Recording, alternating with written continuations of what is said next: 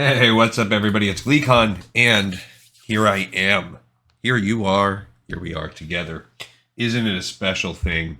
This is a show called Lore of Warcraft. This is a project where we try and endeavor to do every single thing in the World of Warcraft universe together.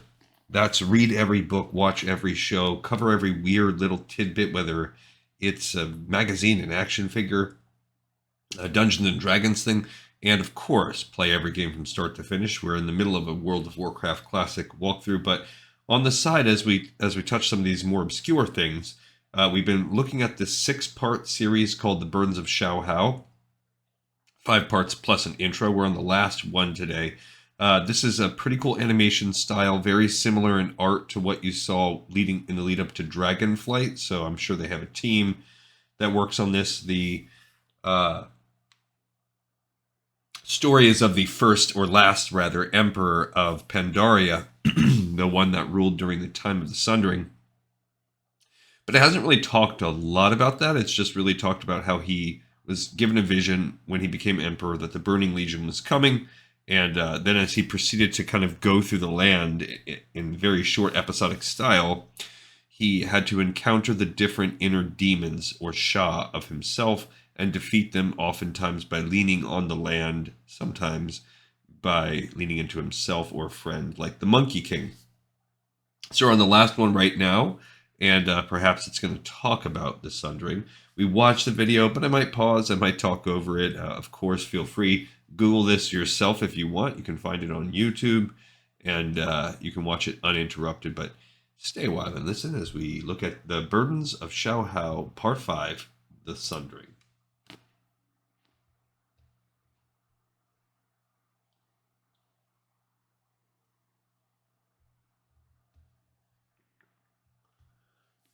I don't know what that symbol, if it's a real symbol or not, or if it's just art, that character behind the Part 5, but it's the same in every episode.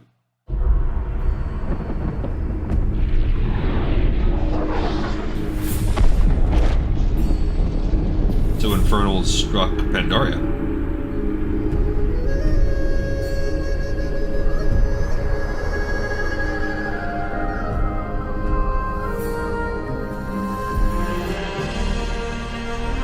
And so Shaohao came to the heart of the land, the sacred veil within the center of his empire. Purged of all his burdens, the emperor radiated enlightenment. So the way that it started, and Pandaria is kind of set up in this donut style, with the center of this Boston cream being the, what's it called? The golden blossom, something like that. But the episodes, the show started with the intro being in the Jade Forest. I don't remember if we saw the dragon or not there. Then we moved into the Sundering Wilds, where he did encounter maybe the crane and some of the Sha, and then he moved his way over. I believe the next one was with the yak and the Townlong Steps.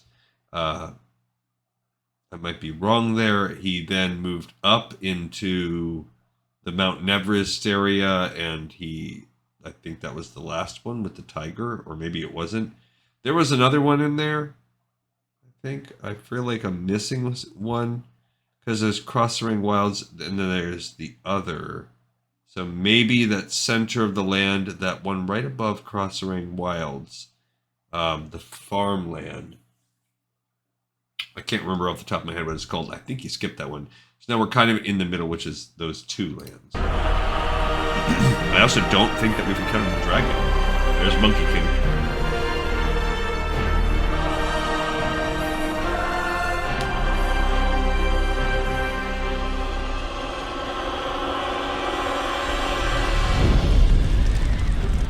Inside the veil, his people huddled for shelter.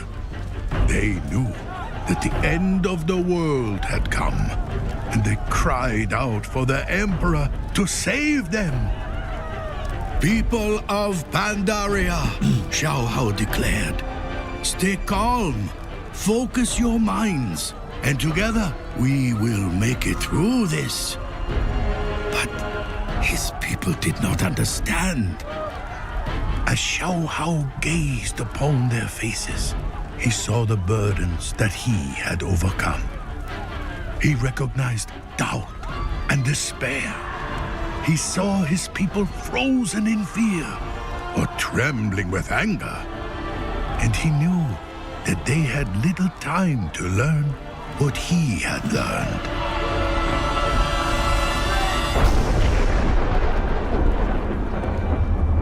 Time. My people need time, the Emperor realized. And in that moment, the Emperor recalled the lesson of the Jade Serpent.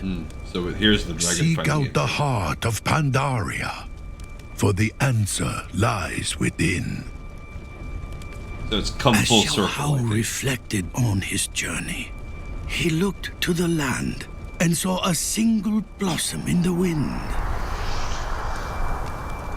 No matter the burdens I faced, he thought, the land provided guidance. But the truest answers always came from within. Good voice acting. And then it became clear. I was to have a long life and a prosperous realm. But I am more than just Emperor. I now know what I must do. For I am the heart of Pandaria. I like how, for the first time, I think maybe the entire series, during that little monologue, they cut all background noise and music, and you're just focused on the voice acting of it. It does create an emphasis that underscores this moment, and it's a key moment, because much in the same way as the rest of the world is about to be sundered, this is equally pivotal in what happens in Pandaria. People of Pandaria, Shaohao proclaimed, you are not yet ready to face the storm that comes for you. And I cannot stop it. But you will weather this storm, and many more. For I will give you the time to learn the lessons that I have learned.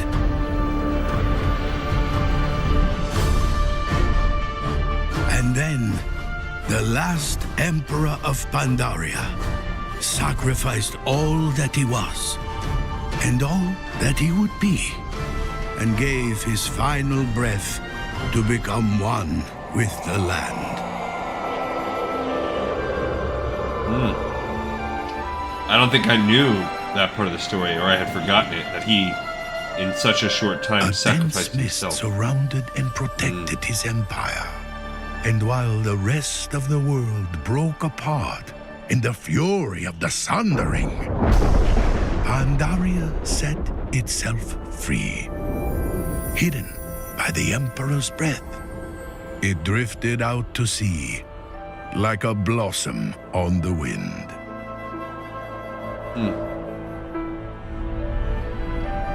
It's pretty cool. The trees in the Vale have never stopped blossoming. And in time, we Pandaren learned to live as our Emperor lived. His lessons endure in the temples of his land. And from the snowy peaks of Kunlai Summit, he watches over us. And it is said that if we listen very closely, he speaks to us still through the mists. The Mists of Pandaria. Pretty cool. And I like the flying dragons. Are the Emperor's gifts to us. Kites. And this is Pandaria. That's pretty cool. Now, I think what's intriguing about this is it's more of an explanatory story. But I guess that's kind of the case with Dragonflight too. The video series that lead up to it, it's explaining why this place exists, why it's been separate, why we haven't heard about it. I just don't know how many times more Warcraft can do that. at least with like you look at the other expansion. Well, we already knew why Draenei existed. It was rich. It was part of the lore. We already knew. Same thing with Wrath of Lich King. Northrend existed. We already knew it existed. Cataclysm, all they had to do was change the world at a couple little zones here and there. Very easy to fold in. So Mists of Pandaria, this is the first time they're having to grapple with the idea of where have we not explored and why haven't we seen it? And at least they had the idea that, okay, there have been these panda peppered in since Warcraft 3. So, okay.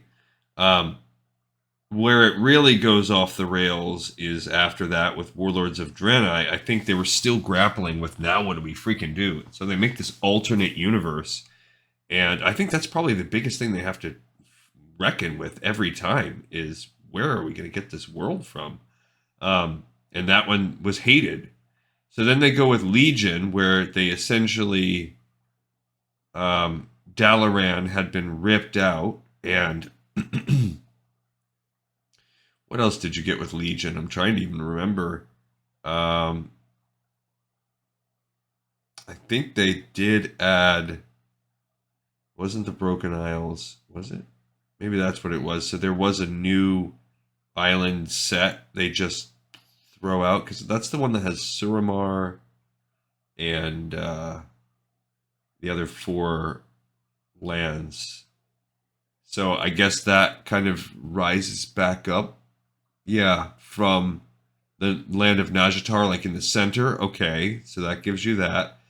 And then with the Broken Isles, it was really just, these things have always been here. We just haven't really explored them again, kind of deal. Almost now we start getting into like, well, we got to retcon some.